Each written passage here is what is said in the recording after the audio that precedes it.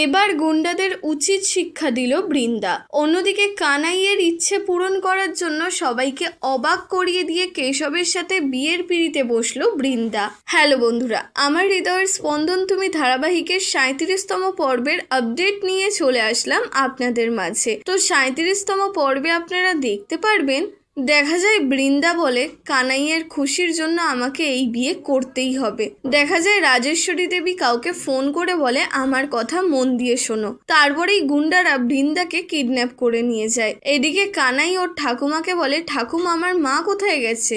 অনুরাধা দেবী বলে তোর মা একটা কাজের জন্য বাইরে গেছে। অন্যদিকে কেশব বিশাখাকে বলে এই সম্পর্কে আমি আপনাকে সম্মানের বেশি আর কিছুই দিতে পারবো না। এদিকে কানাই বৃন্দার জন্য ভগবানের কাছে প্রার্থনা করতে থাকে। আর দেখা যায় বৃন্দাকে একটি গুদামে আটকে রাখা হয়েছে। ওকে হাত পা বাঁধা অবস্থায় সেখানে রাখা হয়েছে। বৃন্দা সেখানে সাহায্যের জন্য চিৎকার করতে থাকে। অন্যদিকে দেখা যায় উকিল গুন্ডাকে ফোন করে বলে তাড়াতাড়ি মেয়েটার ফোন অন কর আর ওর কাছে নিয়ে যা। বৃন্দা গুন্ডাগুলোকে দেখে বলে কারা তোমরা আর আমাকে এখানে কেন নিয়ে এসেছো। এদিকে শয়তান উকিল নিজে নিজে বলতে থাকে সত্যি এই বৃন্দার আর্তনাদ শুনে তো মজাই চলে এলো, কিন্তু কি আর করার ছিল, আমার তো হারার অভ্যাস নেই। তারপর উকিল বলে মেয়েটার কাছে ফোন নিয়ে গিয়ে ফোনটা আনলক কর। উকিলের কথা মতো গুন্ডারা বৃন্দার কাছে ফোন নিয়ে যায় আর ওর ফোনটা আনলক করে নেয়।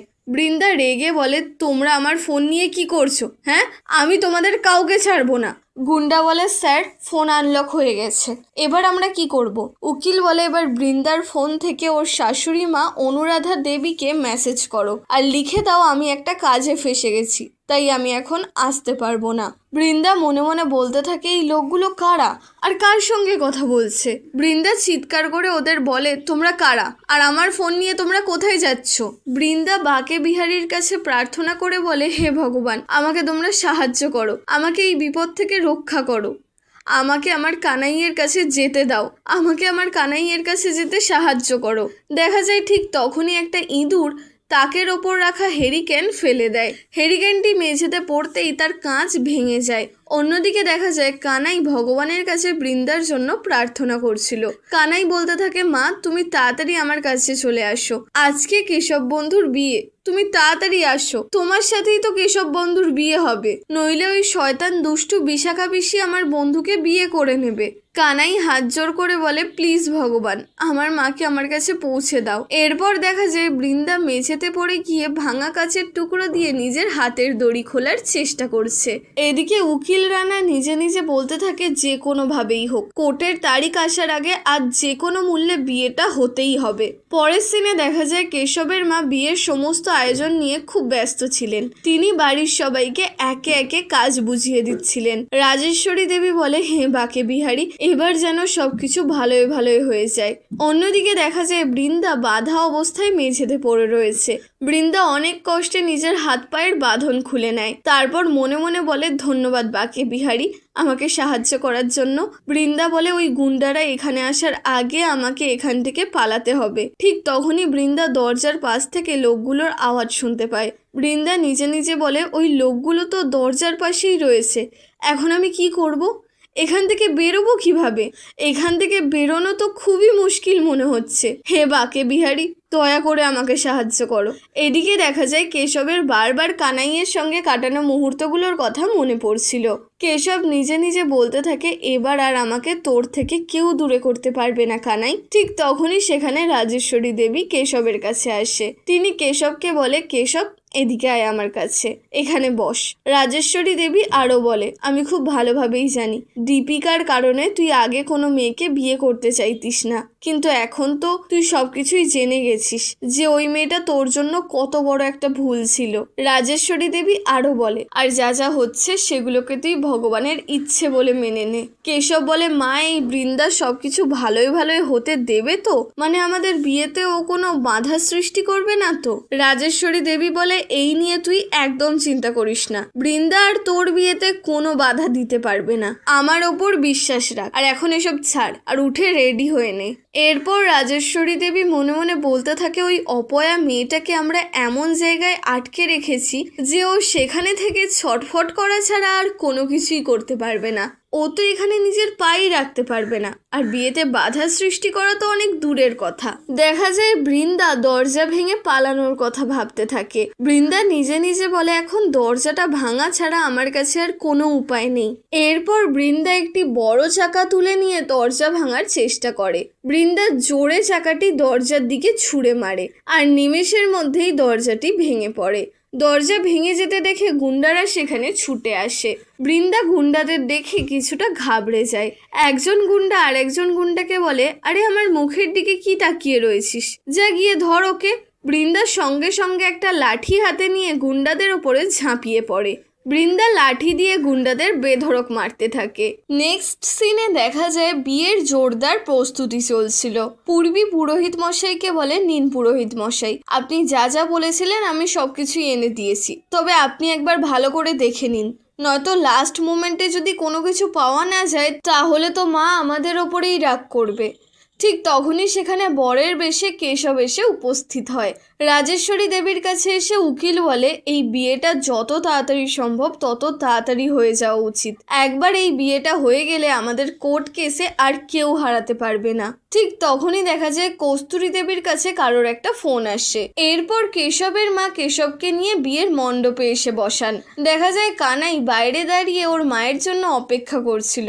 কানাই ওর ঠাকুমাকে বলে, ঠাকুমা মা কোথায় আছে? তুমি তো বলেছিলে মা তাড়াতাড়ি চলে আসবে। অনুরাধা দেবী বলে, ও কিছুক্ষণের মধ্যেই চলে আসবে কানাই, হয়তো কোনো কাজে ফেসে গেছে। কানাই বলে, ঠাকুমা তুমি তো আমাকে বলেছিলে কেশব বন্ধুর সাথে আমার মায়েরই বিয়ে হবে, তাহলে আমার মা কোথায় চলে গেছে, এখনো আসছে না কেন? অনুরাধা দেবী বলে, কানাই তুই চিন্তা করিস না, কেশবের বিয়ে তোর মায়ের সাথেই হবে, তুই একটু অপেক্ষা কর। এরপরেই কেশবের বাবা এসে অনুরাধা দেবীকে বলে, বিয়ের সমস্ত আয়োজন হয়ে গেছে, কিছুক্ষণের মধ্যেই বিয়ে শুরু হয়ে যাবে। বৃন্দা কোথায় আছে? ও কি এইসব কিছুর আগে এখানে আসতে পারবে? অনুরাধা দেবী বলে, আমি এখন আপনাকে আর কি বলবো দাদা, আমি নিজেই খুব চিন্তায় রয়েছি। আজ যদি কেশব আর বিশাখার বিয়ে হয়ে যায় তাহলে বৃন্দা নিজের কানাইয়ের থেকে সারা জীবনের জন্য দূরে হয়ে যাবে। আমি কিছুই বুঝতে পারছি না। এইটুকুই জানতাম যে বৃন্দা কিছু একটা প্ল্যান করে রেখেছে, কিন্তু ও যে কি প্ল্যান করে রেখেছে সেটা আমি জানি না। আমি জানতাম বৃন্দা বিশাখার জায়গায় কেশবকে বিয়ে করবে, কিন্তু কি করবে, কখন করবে আর কিভাবে করবে এই বিষয়ে আমি কিচ্ছু জানি না। জানি না বৃন্দা কোথায় আছে। কেশবের বাবা বলে, আপনি ওকে এখনই একটা ফোন করুন। অনুরাধা দেবী বলে, আমি ওকে অনেকবার ফোন করেছি কিন্তু ও ফোন ধরছে না, জানি না ও কি করছে। এদিকে দেখা যায় পুরোহিত মশাই বিয়ের সমস্ত নিয়মকানুন শুরু করে দিয়েছেন। কেশবের বাবা অনুরাধা দেবীকে বলে, দেখুন বিয়ের মন্ত্র পড়া শুরু হয়ে গেছে, কিছুক্ষণের মধ্যেই বিয়ে শুরু হয়ে যাবে।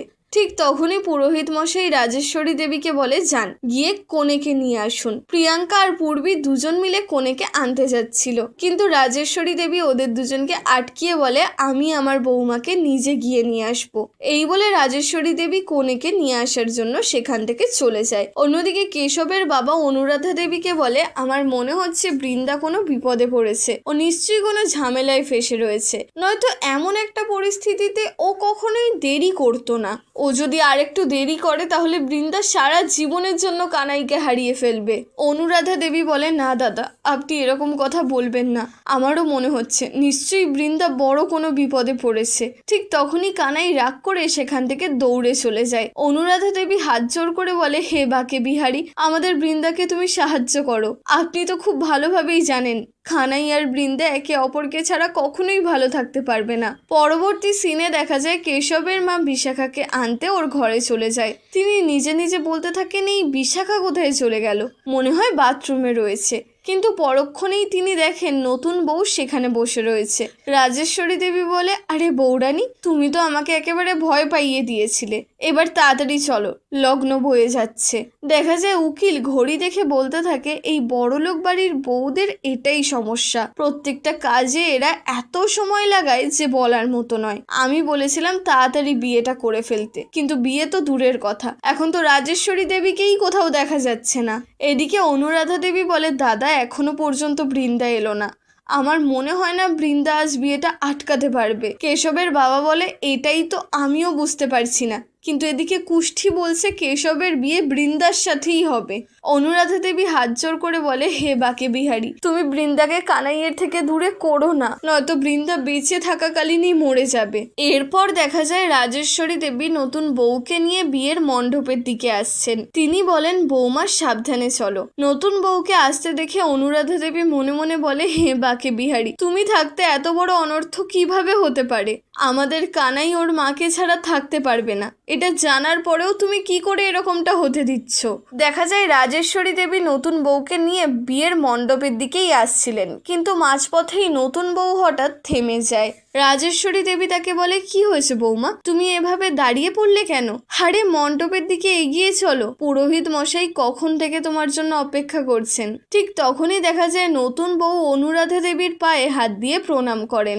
অনুরাধা দেবী মনে মনে বলতে থাকেন, এই স্পর্শ, এটা তো আমাদের বৃন্দার হাতের ছোঁয়া। কতবার জেদ করে ও আমার পা টিপে দিয়েছে, কিন্তু ও এখানে কিভাবে আসতে পারে? আর তখনই দেখা যায় ঘোমটার আড়ালে যে নতুন বউ রয়েছে সে বিশাখা নয়, সে আসলে বৃন্দা। ফ্ল্যাশব্যাকে দেখা যায় বৃন্দা গুন্ডাদের মারধর করে ওদের বেঁধে রেখে দেয়। বৃন্দা নিজে নিজে বলে, আমাকে আমার কানাইয়ের কাছে যাওয়া থেকে কেউ আটকাতে পারবে না। আর এই গুন্ডাগুলো তো শুধু কারোর পেয়াদা, যার কথায় ওরা আমাকে এখানে ধরে এনেছে। এদের আসল বস নিশ্চয়ই অন্য কেউ, সে ফোনের মাধ্যমে ওদের নির্দেশ দিচ্ছিল। বৃন্দা মনে মনে বলে, আমাকে এখনই এদের ফোনটা চেক করতে হবে। ঠিক তখনই বৃন্দা গুন্ডাদের কাছ থেকে ফোন নিয়ে নেয়। বৃন্দা ফোনটা দেখে রেগে বলতে থাকে, তার মানে আমার সন্দেহটাই সত্যি ছিল। একটা কেস জেতার জন্য ওই অ্যাডভোকেট এতটা নিচে নেমে গেছে।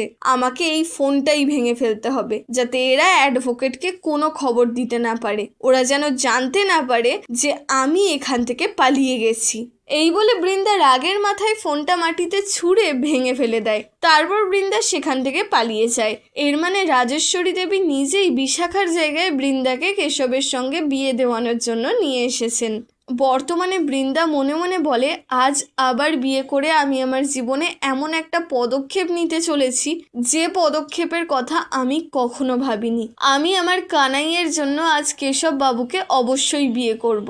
এরপর দেখা যায় ওদের বিয়ের আচার অনুষ্ঠান শুরু হয়ে যায়। ঠিক তখনই বিয়ে চলাকালীন হাওয়ায় বৃন্দার মাথার ওড়নাটা একটু সরে যায়। বৃন্দা সঙ্গে সঙ্গে নিজের মাথার ওড়নাটা ঠিক করে নেয়, আর সেটা দেখেই রাজেশ্বরী দেবীর মনে বৃন্দাকে নিয়ে সন্দেহ জাগতে শুরু করে।